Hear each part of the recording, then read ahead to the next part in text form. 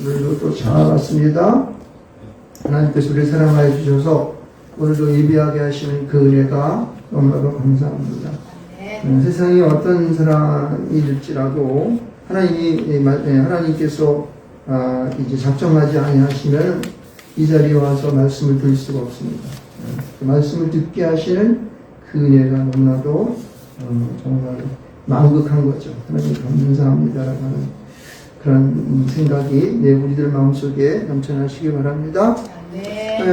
우리는 좀 계속해서 지난 몇 주 동안에 언약에 대한 얘기들을 쭉 했었죠. 그래서 이제 노아의 언약서부터 아브라함의 언약 이렇게 쭉 해서 이제 우리가 언약에 대한 얘기를 쭉 했습니다. 그리고 지난주에는 우리가 새 언약에 대한 얘기인데 거저받은 선물이라고 하는 제목으로 우리가 새 언약을 했죠. 그렇게 해서 하나님의 은혜가 어떤 은혜로 인한 그 믿음의 구원이 어떠한 것인가를 우리로 깨우치게 했습니다. 자, 오늘은 이제 이제 그것과 연결을 시켜서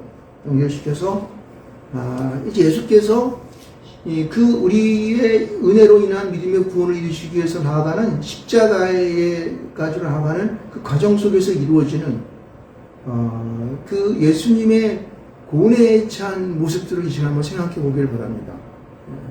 예수님께서 그 십자가로 가기까지 하나님 아버지께서 자기의 사명을 줘서 이 땅 가운데 왔는데, 근데 그 몸은 뭐였죠? 몸은 우리 인간의 똑같은 육신을 하고 있는 그러한 예수님의 그 형상을 그대로 하고 있기 때문에 우리 인간이 당하는 모든 생각과 육신적인 고통을 다 가지고 계신 분이에요. 그러니까 그러한 어찌 보게 되면 자기에게 오는 인간적인 그 고뇌가 예수께 어떻게 그렇게 미쳐 들어왔는지에 대한 부분들을 아니는 아니겠지만 조금이라도 내가 오늘 좀 이해를 하고 거기에 동참할 수 있는 여러분 되시기를 주님의 이름으로 축원하겠습니다. 아멘. 예, 그렇게 하면 참 오늘의 말씀이 여러분에게 100% 성공한 것이라 생각이 됩니다.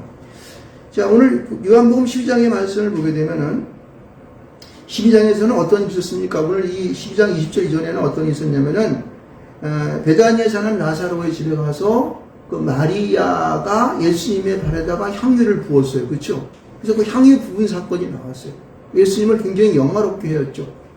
그리고 그 모든 사람으로 말미암아 그 예수님의 그 향유 부음에 대한 어떤 의미들을 깨닫게 하는 그러한 일이 있었고, 또 예수님께서 예루살렘에 입성하실 때에 이제 아무도 타보지 않은 나귀 새끼를 아주 자그마한 볼상스러운 나귀 새끼를 타고 예루살렘에 입성했을 때에 제자들은 나귀에다가 등에다가 자기의 겉옷을 벗어놓고 또 바닥에다가도 그것을 깔아놓고 그 다음에 모든 어떤 이 많은 사람들이 몰려서 그 예수님을 아주 환영하는 그러한 이 모습을 보여주었습니다. 근데 여러분 어떻습니까? 그것을 볼 때마다 이게 무슨 모습이었을까? 하나님의 아들 예수가 이 땅 가운데 왔다면은 정말 근사하게 많은 사람들이 이렇게 모여가지고 환영하고 그냥 축복을 이렇게 해야 되는데, 사실은 그 입성하는 모습이 우리 믿는 사람들에게는 그것이 굉장히 아주 멋진 모습같이 보이지만은 실제적으로 인간이 볼 때는요, 그것이 초라한 모습입니다. 그렇죠? 왕의 아들이 입성을 하는데 어디 그렇게 그냥 나귀 새끼 쫙 이런 거 해가지고 거기 타가지고 보상스럽게 그 큰 어른이 타가지고 앉아서 말이에요. 거기 들어가는 모습이 어떻겠습니까? 거기다가 또 이제 그 나귀에다가는 멋있는 안장을 이렇게 해가지고 금태를 하고 이렇게 화차하는 거란 것이 아니라 제자들이 덮어주는 이 옷들 말이에요. 응? 이런 것들, 이런 거 하면서 그냥 나무가지 흔들면서 호산나 이러는데 얼마나 그게 볼상스럽겠어요. 사실 거기에 모인 사람들은 대부분 다 힘들고 어렵고 찌들어가지고 예수 아니면 안 되는 사람들이 모여가지고 거기서 호산나 했다거든요. 근데 그것을 이 객관적으로 바라보는 그 시각적인 것은요, 많은 사람들이 모였지만은 초라한 모습이었다는 것을 우리는 알 수가 있습니다. 그렇죠? 하나님의 아들이 이 땅 가운데 오는데 인간들은 그렇게 한 거예요. 뿐만 아니라 그들 가운데 많은 사람들은 제사장이라든가 서기관이라든가 바리새인 같은 이러한 종교적인 지도자들은 도리어 예수가 그렇게 입성하는 것을 굉장히 못마땅하게 생각하고 어떻게 하면 저를 잡아서 죽일까라고 하는 그 생각만 하고 있는 거예요. 왜? 예수의 인기는 올라가고 자기의 인기는 밑으로 떨어지니까. 그리고 그들은 율법적인 사람이었기 때문에 그를 바라보는 것은 정말 그런 육신적인 것을만 바라보지 영적으로 이 땅 가운데 오는 메시아를 바라보는 그러한 진정한 지도가 몇 명이 안 됐다고 하는 사실이에요. 이게 참 그 안타까운 것이죠. 이럴 때에 이 6월절 영절을 맞이로 예루살렘에 왔던 헬라인들이 있었습니다. 헬라인은 우리 상징적으로 뭡니까? 헬라인은 이방인이지 않습니까? 근데 그 이방인이 예수께 나아가려고 했었는데 사실은 직접 가서 예수를 보는 것이 쉽지 않았어요. 왜 많은 사람들이 그 주변에 몰려들었고 예수님의 제자뿐만 아니라 70여 제자 500형제들이 지금 모여서 예수를 에워싸고 있었기 때문에 그 예수를 만난다는 것은 쉽지가 않았던 것 같아요. 근데 당시에 이 헬라인들은 자기들과 가깝던 이 빌립이라는 사람이 예수님의 12제자 가운데에서 이 빌립이라고 하는 이 제자는 이게 헬라어로 된 이름이에요. 빌립이라고. 헬라어. 한 성밖에 없어요. 헬라어로 된 이름이. 그런데 아마 이 빌립이 사전에 아마 이 헬라인들과 어떤 친교 관계가 있지 않았는가 생각을 해요. 그러니까 빌립한테 가가지고 야 우리가 가서 예수님 좀 뵀으면 좋겠는데 네가 가서 좀 다리 좀 놔줘라 아마 이랬던 것 같아요. 그러니까 빌립이 그 예수님의 가까이서 있었던 이 안드레에게 부탁을 해가지고 가서 예수님을 뵙자고 청하면서 좀 만나주시겠습니까? 아마 이렇게 얘기했던 것 같아요. 이것이 예수님께서 그 이방인이었던 헬라인들이 몇 명이 예수님께 나아가 뵙자고 하는 청하여 그분의 어떠한 말씀을 듣고 그분의 어떠한 제자가 되고자 하는 어떠한 그런 것이겠죠. 이런 것을 이루는 가운데에 예수님께서 그들에게 대답하시는 말씀이 23절서부터 26절까지예요. 여러분 이것이 왜 중요한 것인가? 이거는요 자신의 가까이 있는 제자들만을 두고 한 것이 아니라 헬라인, 다시 말해 이방인들, 하나님을 모르고 그 이스라엘 유대인들이 적대시했고 멀리했던 그 사람들의 청하여 말씀을 주는 이 오늘의 본문이기 때문에 이게 중요하다는 거예요. 왜요? 오늘의 본문은 사실 이스라엘의 전부 뭐다 열방이고 이방인들 아니에요. 그렇죠? 그러니까 오늘의 사람들에게 주시는 메시지다라고 하는 것을 우리는 생각해 볼 수가 있습니다. 뭐 이렇게 이 말씀에 대한 중요성을 볼 때 그런 식으로 생각해 볼 수가 있어요. 그래서 예수님은 그들에게 대답하시는데 근데 이 본문을 가만히 읽어보면 우리가 이해가 안 되는 것이 있어요. 왜? 자 봅시다. 헬라인들이 예수님께 청하게 왔으면은 예수님 뵙시다 그러면은 그냥 간단하게 그래 그것을 막 모여가지고 나하고 차 한잔 마시고 밥이나 한 끼 먹지 뭐 이렇게 대답하는 것이 아니었다는 거예요. 여기 다 23절 이하에 내려보면은 이게 엉뚱한 대답을 하는 것 같이 보여요. 여러분 여러 번 요한복음 12장을 이것을 읽으면서 그런 생각을 안 해보시는지 모르겠어요.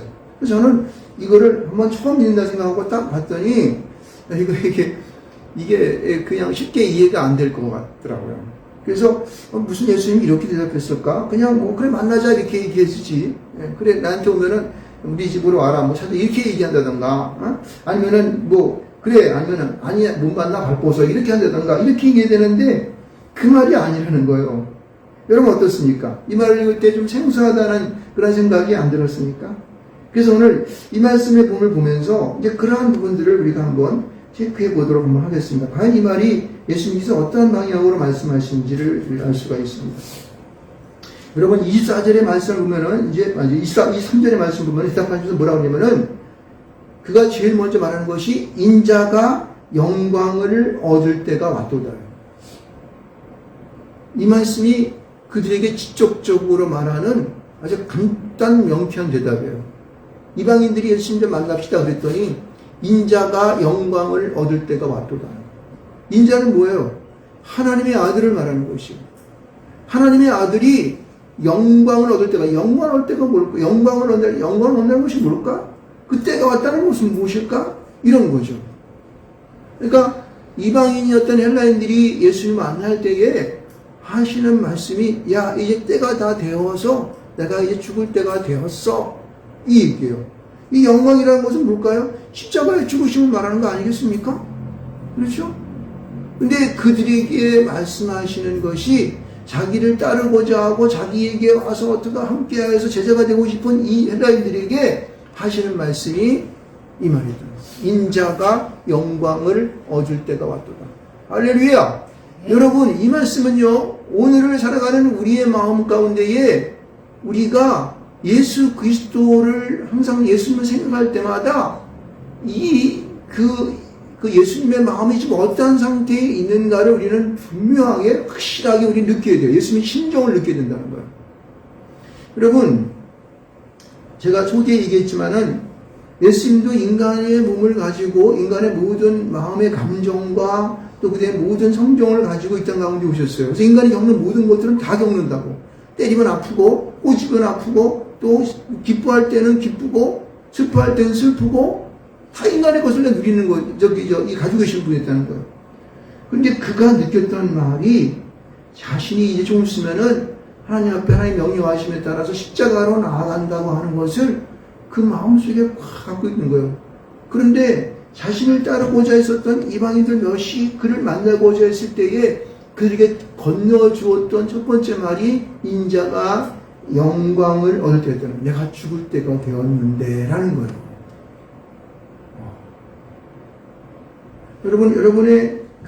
여러분이 이제 인생을 살면서 그 어려운 일을 당하고 힘들고 어려울 때에 좀 그래도 마음을 놓고 얘기할 수 있는 사람이 오게 되면 어때요?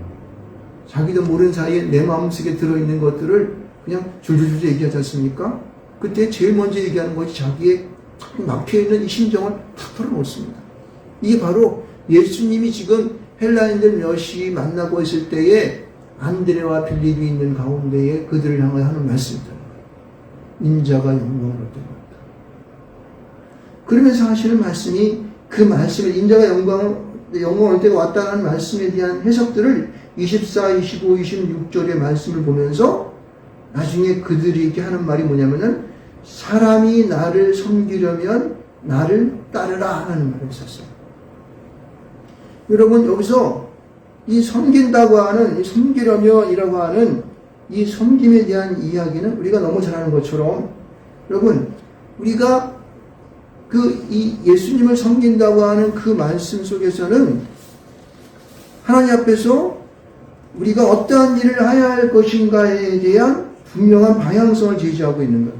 이방인들에게, 그들에게 하고자 하는 말씀이 뭐였냐면은 이 섬김의 마음이에요.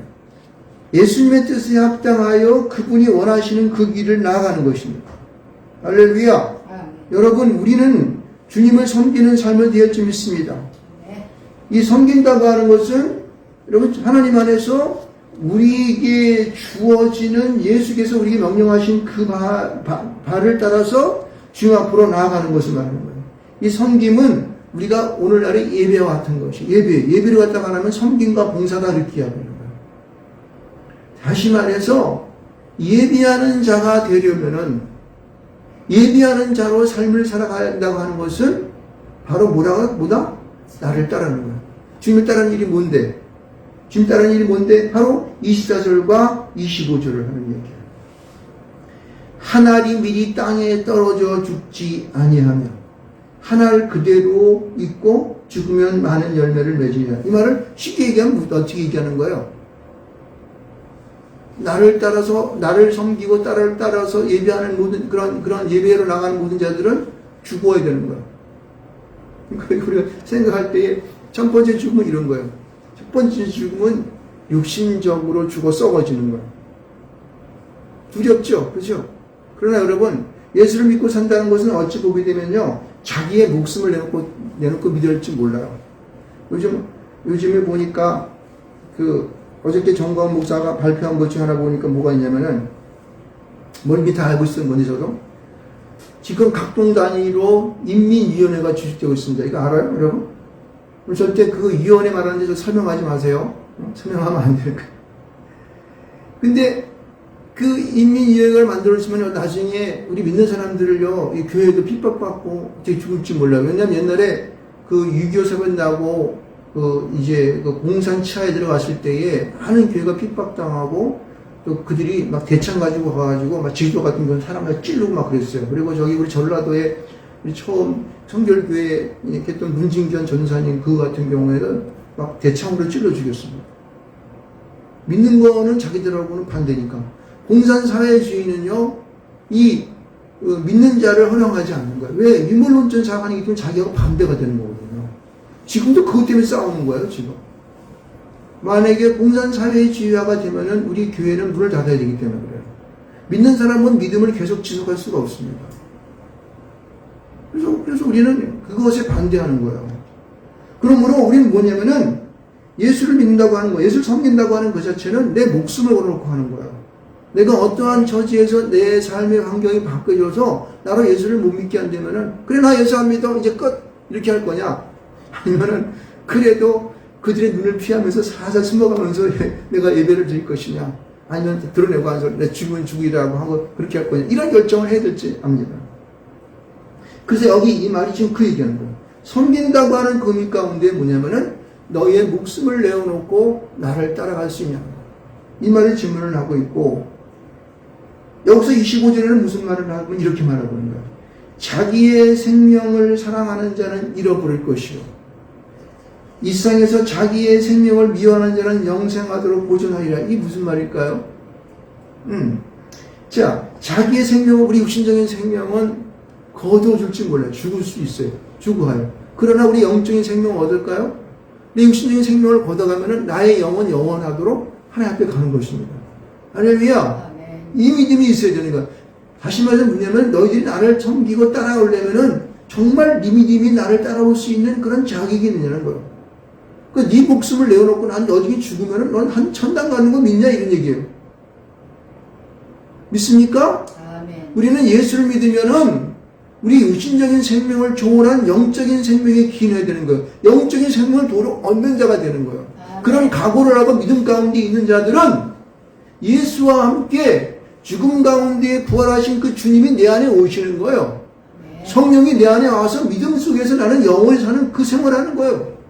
어차피 우리는 인생의 120년, 인간으로 허용된 이 120년을 살다 보면은 언젠가는 우리는 이 땅 가운데 내 육신적인 생명이 끊어지고 내 육신이 묻혀서 흙으로 돌아갈 것입니다. 그러나 나의 영원한 나의 영적인 생명은 하나님 앞에 들어갈 줄 믿습니다. 아멘. 왜? 이것은요, 우리 기독교만 인정하는 것이 아니라 그 밖에 다른 많은 종교들이 영적인 것을 인정한다고. 근데 그 영이 과연 어디서부터 왔는지에 대한 것들을 그들이 모르기 때문에 그런 거지. 우리는, 기독교는 우리 하나님을 믿는, 예수 그리스도를 믿는 종교는 분명하지 않습니까? 하나님이 그 코에 생기를 불어넣으셔서 생명이 된지라. 할렐루야. 이 말씀이 우리에게 분명히 있음으로 인하여서 우리는 나의 영이 영원히 산다고 하는 그 확신 속에 살아가야 되는 거예요. 이거를 깨닫는 사람들은요, 우리의 믿음의 환경이, 우리 살아가는 모든 조건과 이런 모든 관계가 어떻게 변할지라도 두려워하지 않는 거예요. 왜? 내 영은 살기 때문에. 지금 그것을 여기서 끼워져 주는 거예요. 하늘이 미리 따라 떨어져 죽지 아니하면 하늘 그대로 있고 죽으면 많은 열매. 죽으면 그 죽음으로 인하여서 많은 영혼들이 주 앞에 돌아온다는 거예요. 마치 예수 그리스도가 이 땅 가운데 십자가 죽으심을 통하여 온 인류가 구원받은 것처럼 너도 하나의 나와 같은 표본이 되어서 너도 그와 같은 죽음을 맞이하면 너를 통하여 수많은 인생들이 살아있는 하나님이 계시네라고 믿고 돌아온다는 것입니다. 할렐루야. 이 놀라운 일들을 지금 그들에게 지금 설명하고 있는 거예요. 그래서 우리는 나의 육신적인 생명에 연연하지 아니하고 나의 영적인 생명을 보여잡고 나에게 주어진 그 일을 감당하며 두려워하지 아니하며 주님을 믿는 믿음으로 나아간다는 사실이에요. 그것이 오늘 본문에 여기 써있는 그 얘기예요. 그래서 나를 섬기려면 나를 따르라는 거예요. 왜? 내가 섬긴다고 따르라고 한다는 것은 자기가 모범이 되어서 내가 어떻게 살아가는지를, 내가 어떻게 죽었다가 부활하는지를 너에게 보여주겠다고 하는 그 전초 전형이거든요. 그래서 이렇게 설명하고 있어요. 나를 섬기려면 나를 따르라는 이 설명을 이렇게 하고 있어요. 나 있는 곳에 나를 섬기는 자도 거기 있으리니 나를 섬기면 내 아버지께서 그를 귀히 여기시리라. 나를 섬기는 자도 거기 있는다는 말은 무슨 표현이에요? 내가 십자가 못 박혀 죽었다가 다시 무덤 가운데의 삶 안에 부활하는 것처럼 너도 거기에서 그렇게 부활하는 거야. 아멘. 네? 아멘. 그래서 나를 섬기면 아버지께서 그를 귀히 여기신다? 이게 뭐겠습니까? 그렇지. 내가 부활하여 다시 이 땅 가운데 40 동안 있어서 하나님의 우편에 올라가서 다시 이 땅에 오실 일을 준비하는 그 가운데 너도 그렇게 귀한 자로 그렇게도 쓰임받는 거야. 아멘. 할렐루야. 아멘. 이러한 이 예수님의 설명은요, 여기 지금 헬라의 몇이 예수를 배우고자 했을 때에 그들의 마음가짐과 예수를 따른다는 것이 무엇인가를 분명하게 설명해 준 거예요. 그래서 간단하게 얘기할 수가 없죠. 그래 와 이게 아니죠. 따르려면 이렇게 해야 되는 거야. 이런 자가 되는 거야. 그래 이것을 네가 오케이? 그럼 나를 따로 이게 네 제자가 돼봐. 이렇게 하는 것이죠. 자, 근데 이제 그 다음서부터 이제 이 말이 더 중요해요. 27절서부터 하는 말이 33절까지 나오는 말이 우리가 오늘 예수께서 우리 오늘날에 살고 있는 이제 하나님의 영원한 언약 가운데 나아가서 그 믿음으로 구원받는 은혜의 믿음으로 구원받는 우리에게 주시는 예수 그리스도의 심정을 확 열어제친 것입니다. 이것은 여기 기도문으로 먼저 되어 있습니다. 이렇게 말하죠. 보세요. 27절 말씀 보면 이렇게 말합니다. 내 마음이 괴로우니 무슨 말을 하리요. 여기서 말하는 내 마음이 괴롭다고 하는 것은 인간적인 성정을 가진 그분이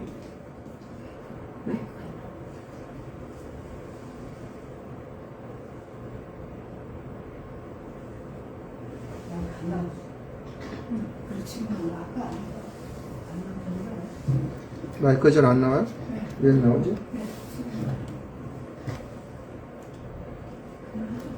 여보세요? 예, 죄송합니다. 이게, 그래도 잘 들어갔을 겁니다. 자, 계속하겠습니다. 내 마음이 괴로우니 무슨 말을 하리요? 라고 하는 이 말씀의 의미는 인간적인 우리가 똑같은 성정을 가지고 그분이 지금 우리에게 말씀하시는 거예요. 여기서 우리가 여기서 이 말씀 속에서 잘 붙잡아야 할 것은 뭐냐면은 그 예수님의 마음을 예수님 마음을 꽉 잡아야 돼요. 내 마음의 깊은 영적인 곳으로 이렇게 스며들게 해야 돼요. 왜 이렇게 될까? 저는 이 생각을 해봤어요. 왜 이것을 예수님은 자기 괴로운 심정을 우리에게 하실 것 없던 우리 인간들에게 표현하셨을까? 이 말은요, 여러분, 우리가 오늘을 살아가는 우리가 이 땅을 이겨내고 승리할 수 있으려면요, 예수님의 심정을 배워야 돼요. 그리고 예수님의 심정 속에 나타내 보여줬던 이 아픔과 괴로움 이런 것들이 우리 마음속에 감동으로 불을 일어나야 된다니까요. 우리 인간은 감동하고 거기에 우리를 희생하셨던 그 주님의 마음을 내가 읽어낼 때에 우리에게 힘이 생깁니다. 능력이 생깁니다. 갖가지 영적인 하나님의 그런 도움을 얻게 되는 것입니다. 그러므로 오늘 27절부터 33절에 나오는 이 말씀들을 우리가 깊이 이해해야 된다는 거예요. 그래서 여러분 감동을 받으시기 바랍니다. 보세요. 인간적인 마음으로 괴로움 속에 말하는 그가 하나님께 아뢰는 기도를 보세요. 아버지여 나를 구원하여 이때를 면하게 하여 주옵소서. 솔직한 마음이죠. 자기가 하나님의 아들이니까 이렇게 말할 수 있을 거예요. 아버지! 아니 그럴 수 있으니까 아무리 그래도 당신 아들인데 하나님께 없는 아들 아니에요. 왜 나 죽이려고 그래? 응? 나 이거 못해. 이렇게 이 말의 뜻을 이는 아버지에게 선한 모습으로 그 아픔의 마음을 갖고 그냥 되지도 않는 이미 명령에서 이미 시행에 들어갔기 때문에 취소할 수 없는 그에 대하여서 그 아픔의 마음을 나를 구원하여 이때를 면하게 하옵소서. 그 자기가 당하는 그 일들에 대하여서 자기도 인간적인 그러한 구원을 하나님 앞에 요청한 거야. 그게 너무 힘들고 어려웠으니까. 그런데 그가 그렇게 하나님 앞에 자신의 어려움만을 얘기한 것이 아니라 이 일을 그러나 이렇게 말합니다. 내가 이 일을 위하여 이때에 왔나이다. 그러나 하나님 아버지 내가 당신 나를 이 땅에 보냈을 때에 바로 이것 때문에 여기 보낸 거 나도 알고 있습니다. 이렇게 말하는 거예요. 이 말을 나는 이 주님의 그 아픈 마음들 정말 뻔히야 자기가 어떻게 죽을 것을 아는 이 예수님의 마음이 얼마나 그 마음에 정말 이 어떤 인간적인 이 힘들고 어려운 고뇌에 찬 말이었을까. 그래서 예수님이 십자가 못 박혀 죽을 때 그 세 번 사람들은 얼마나 아팠겠어? 얼마나 따가웠을까? 창자고 찔렀을 때 그거 얼마나 그냥 힘들었을까? 피를 막 흘리고 그랬을 때 그 십자가에서 그냥 오랜 동안 몇 시간 동안 그 십자가에 막 올라가가지고 얼마나 힘들었어. 이것만 생각했지 돌아가시기 전에 그 사역의 그 많은 얼마 동안의 기간 동안에 그 당하는 그 예수님의 당하는 고통, 마음의 아픔들을 우리는 잘 이해를 못한다고. 십자가는 눈으로 보여지는 거니까 할 수 있지만은 이것은 예수님의 마음속에 들어있는 거예요. 그래서 이게 인간적인 예수님의 마음이 이렇게 힘들고 어렵다는 것을 알 수 있습니다. 그래서 그가 이렇게 말하는 것이죠. 28절 보게 되면 아버지여 아버지 이름을 영광스럽게 하옵소서. 자기가 이때를 왔으니까 그러면 주님 하나님 아버지 내가 명령하시니 그럼 내가 순종해야겠죠. 그러면 아버지 이름의 영광을 드러내십시오. 이렇게 하는 거예요. 아버지 이름을 영광스럽게 하옵소서. 이 영광이라고 하는 건 뭐예요? 이 영광이 뭘까요? 자기 아들 죽여놓고 하나님이 무슨 부귀영화를 누립니까? 이 영광은 그 아버지가 이 세상의 모든 온 인류들이 죄악 가운데 죽을 수밖에 없는 그 상황 속에서 자기 아들을 사랑 가운데 내어줌을 통하여 자기가 만들어서 창조했던 그 인간들을 구원하는 그 영광이에요. 그 하나님의 아버지도 그 영광이 힘들었을까? 안 힘들었을까? 엄청 힘들었을 거라고요. 얼마나 힘들었으면 예수님이 십자가 못 박혀 죽으셨을 때에 온 세상이 그를 보지 못하도록 그냥 깜깜한 어둠으로 확 덮어버렸잖아요. 돌아가실 때. 그 참하고 죽음의 현장을 하나님은 보지 못하는 거야. 자기 아들이 죽어가는 그 모습을. 그래서 온 세상을 깜깜하게 만들어서 그 현장을 보지 못하도록 했던 그 하나님의 마음을 알 수 있습니다. 이러한 그 주님의, 그 하나님의 그 마음의 심령을 여기서 지금 주님은 이렇게 말하는 거예요. 아버지의 이름을 영광스럽게 하옵소서. 자기가 구원해야 할 그런 온 사람들을 통하여 하나님을 찬양하며 경배할 수 있도록 그렇게 자기 아들을 주셨던 그 하나님의 그 아픈 마음들을 지금 여기서 영광스럽게 하옵소서 이렇게 얘기합니다. 그랬더니 이 하늘에서 소리가 나서 이렇게 말해요. 내가 이미 영광스럽게 하였고, 이미 영광스럽게 했다는 거야. 네가 이미 이 땅에 하나님의 아들은 네가 이 땅 가운데 육신의 몸으로 왔던 그 자체가 영광이라는 거예요. 얼마나 힘들고 어려움이라는 거예요. 십자가에 나가는 그게 선사인 가운데 네가 섰던 그것이 바로 영광이라는 거예요.